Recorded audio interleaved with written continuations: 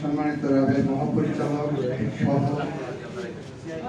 আজকের এই সভায় মঞ্চ ভূমিষ্ঠ বিদগ্ধজনেরা, বিশেষ করে ডাক্তার মুস্তাক হোসেনের সামনে প্রধান অতিথি হয়ে বক্তৃতা দিতে পারবো, এটা আমার জন্য ছাত্র জীবন থেকে একটা স্বপ্নের জায়গা।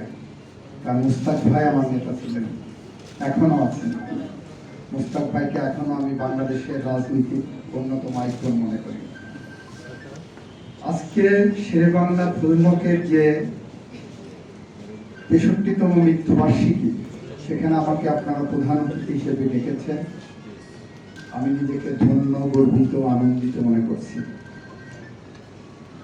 এই উপলক্ষে আমি প্রথমেই বলি, গত ১৬ বছরে বাংলাদেশের ভিতর থেকে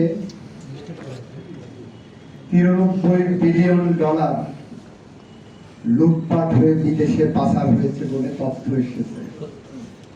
আমি মনে করি শেরেবাংলা ফজলুল হকের এই মৃত্যুবার্ষিকীতে দাঁড়িয়ে আমি সংশ্লিষ্টদের কাছে নিবেদন রাখতে চাই, ওই $৯৩ বিলিয়ন যখন আপনারা দেশের মধ্যে ফেরত আনবেন, তার থেকে শেরেবাংলার জন্য শ্রদ্ধা জানানোর জন্য দক্ষিণ পশ্চিম অঞ্চলে ৬ লেনের রাস্তা করেন এবং বরিশালের সাথে রেল সংযোগ স্থাপন করেন। তাহলে তার শ্রদ্ধা জানানো হবে, তার বিদায়ী আত্মার প্রতি আমরা সঠিক একটি শ্রদ্ধা নিবেদন করতে পারব।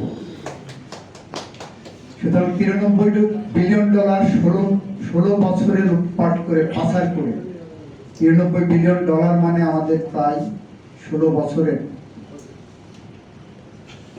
বাজেটের সমান।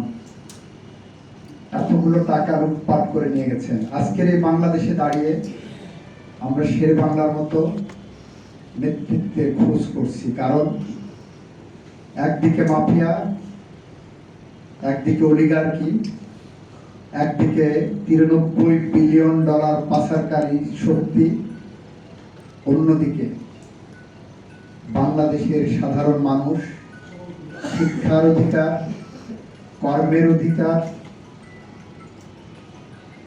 খাবারের অধিকার, খাদ্যের অধিকার, স্বাস্থ্যের অধিকার, বাসস্থানের অধিকারের জন্য ঢুকছে।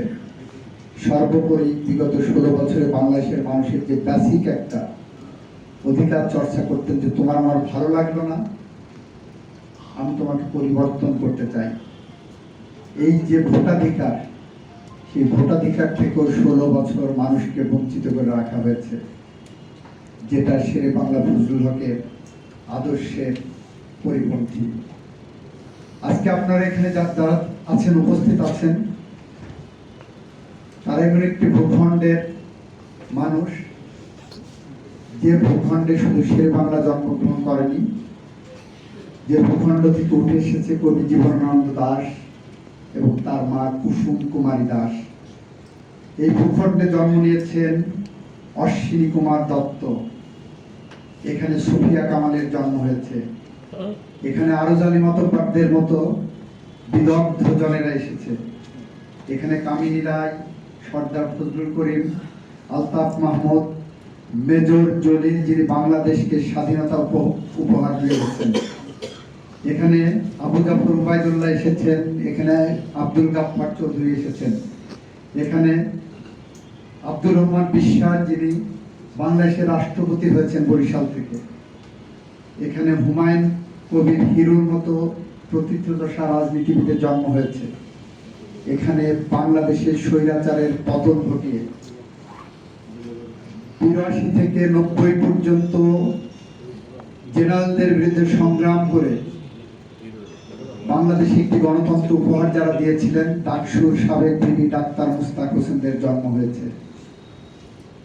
আপনি এমন একটি ভূখণ্ডের থেকে আজকে এই গুণীজনদের কদর করতে এসেছেন। শেরেবাংলার সন্তানেরা নাই যারা প্রতিনিয়ত বলতে থাকবেন, আমার বাবা এটা স্বপ্ন দেখতেন, ওটা স্বপ্ন দেখতেন।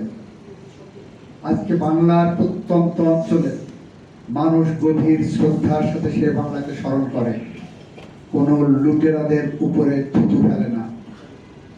এটাই শেরে বাংলার ভিন্নতা অন্যদের থেকে।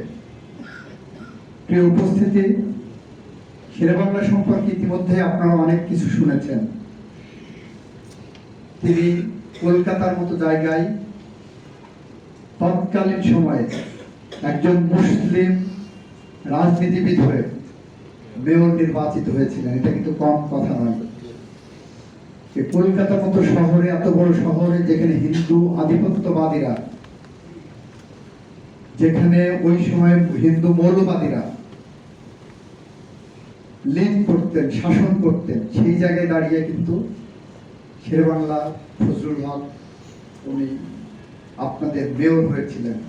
উনি অবিভক্ত বাংলার প্রধানমন্ত্রী হয়েছিলেন। উনি পূর্ব পাকিস্তানের প্রধানমন্ত্রী হয়েছিলেন। উনি অবিভক্ত বাংলার স্বরাষ্ট্রমন্ত্রী ছিলেন। এত গৌরবময় নেতৃত্ব অন্য কেউ দিতে পেরেছেন বলে আমি দেখি নাই। তবে একটি বিষয়, উনি যাই হন না কেন, ওনার সবচেয়ে বড় অবদান ছিল এদেশের খেটে খাওয়া ভুখা মানুষের পক্ষে দাঁড়িয়ে আইনসভায় কথা বলা।